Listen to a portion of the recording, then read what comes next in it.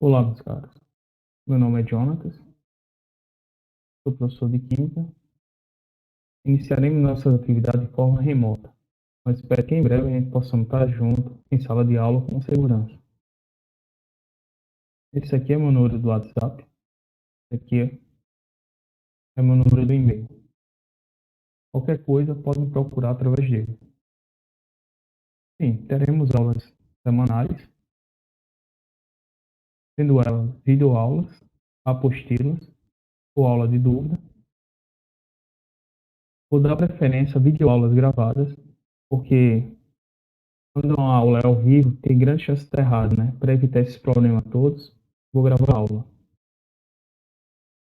Teremos 3 avaliações por bimestre, sendo 2 notas, que pode ser uma prova, um teste, um trabalho, e uma nota por participação.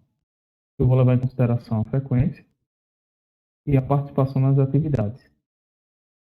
Professor, se eu participei de tudo e frequentei todas as aulas, eu terei presença? Terei 10? Sim, você vai ficar com 10. Mesmo se for deixando pendência na frequência ou na participação, sua nota vai caindo. Sim. No primeiro bimestre, iremos estudar dispersões, soluções e propriedades coligativas. Iniciaremos com dispersões. Observe essas 3 imagens: água com sal, gelatina e água barrenta. O que elas têm em comum? Todas são dispersões. O que é uma dispersão, professor? Dispersão nada mais é do que uma mistura. Quando eu falo algo está disperso em outro, eu quero dizer que está espalhado. Uma substância está espalhada em outra, ou seja, misturada em outras palavras, né? Vejam aqui essa dispersão. Tem 2 figuras geométricas, tem essa de azul e essa de vermelho. Vamos fazer o seguinte: eu vou separar essas 2 substâncias e botar aqui do lado. Essa substância de vermelho e essa substância de azul. Como elas estão isoladas agora, ela deixou de ser mistura aqui e passou a ser substância pura, tanto aqui como aqui. Agora vamos dar uma definição especial. Quem tiver com maior quantidade, a gente vai chamar aqui, ó, de dispersante. E no caso é o azul aqui. Quem tiver com menor quantidade, vamos chamar de disperso. E no caso aqui é o vermelho. Agora vamos juntar de novo os dois. A gente vai ter a dispersão. Professor, é importante decorar esse conceito? É sim. O conceito de dispersão está aqui em cima. Ou seja, é uma mistura de 2 ou mais substâncias. O dispersante é a substância que está a maior quantidade. Lembra aqui, ó, dispersante com maior quantidade e disperso com menor quantidade. Professor, na dispersão ou na mistura, a substância fica organizada desse jeito ou fica se movimentando? Na verdade, ela fica se movimentando. E esse movimento recebe um nome especial. É movimento browniano. O que é esse movimento browniano? É um movimento aleatório que a molécula faz dentro da dispersão ou da mistura. Vamos aprender agora a classificar as dispersões. Ela pode ser 3 tipos: soluções, solução coloidal, dispersão coloidal ou sistema coloidal e suspensão. O que classifica? O que classifica que se é uma solução coloide ou uma suspensão é o tamanho das partículas. Vamos entender esse gráfico. As partículas aqui, ó, estão sendo medidas em nanômetro ou nanômetro. O que seria esse nanômetro? É a mesma coisa se eu pegasse 1 metro e dividisse ele 1 bilhão de vezes. Ia ter uma unidade muito pequena, que seria na casa de 10 a menos 9, ou seja, a grandeza é de menos 9. E esse diâmetro é medido o diâmetro da partícula. O que é o diâmetro? O diâmetro nada mais é do que eu pegar de um ponto a outro da esfera e medir. Aqui seria o diâmetro. Bom, vamos ver aqui as soluções primeiro. As soluções são partículas pequenas, vão ser menor do que 1 nanômetro. Vai ficar entre 0 e 1 nanômetro. Se a partícula tiver um diâmetro maior, entre 1 nanômetro e 1000 nanômetros, essa partícula aqui vai ser um colóide, ou uma solução coloidal. Se for maior do que 1000 nanômetros, ela vai ser uma suspensão. Observe aqui. A solução, pelo fato das partículas ser pequena, ela é considerada uma mistura homogênea. É a única das três que é considerada uma mistura homogênea. O coloidal e a suspensão são mistura heterogênea. Vamos relembrar o que é uma mistura homogênea? Mistura homogênea nada mais é do que uma mistura que tem aspecto de uma única forma, né? Ou seja, um aspecto uniforme. Um exemplo bastante batido é quando eu jogo açúcar, um pouco de açúcar em água. O açúcar vai se dissolver todinho e o aspecto vai ser só de água, um aspecto uniforme de água. Já no caso aqui dessa mistura, eu consigo ver, é bastante visível, né? Três fases: o óleo, a água e a areia. Ou seja, tem aspecto não uniforme e característica uma mistura heterogênea. Voltando para o slide. Bom, vamos para a próxima página. Agora vamos falar um pouquinho mais sobre as dispersões, né? A gente já classificou, agora vamos estudar um pouquinho mais a respeito de cada uma classificação. Lembrando aqui que a solução é menor do que 1 nanômetro, tá certo?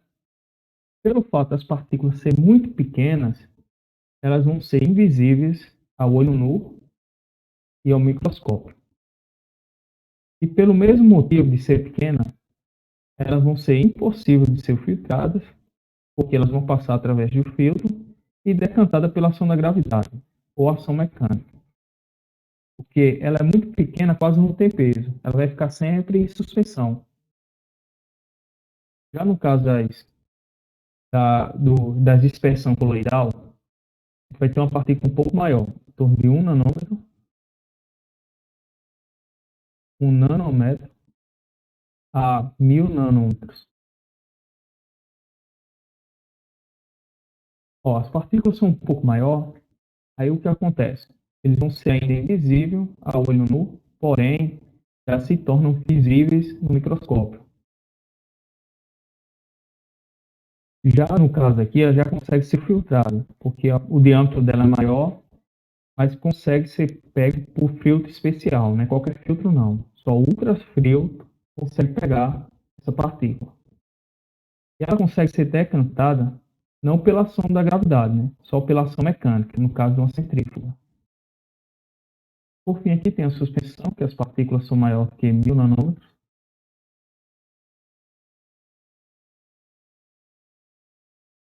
Nesse caso, elas já são visíveis a olho nu, como tá aqui no exemplo, óleo e água. E são facilmente filtradas. Nesse caso aqui, são dois líquidos, não pode ser filtrada, mas pode ser decantada pela ação da gravidade. O que é uma decantação? A mistura, é a separação da mistura. Você pode ver aqui, ficou o óleo todo aqui em cima e a água toda aqui embaixo. E essa separação é feita por diferença de densidade.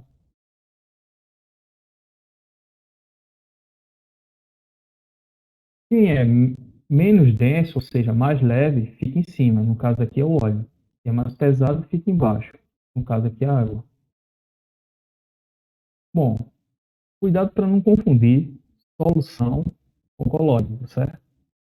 E sabe que solução é uma mistura homogênea. Colóide é uma mistura heterogênea.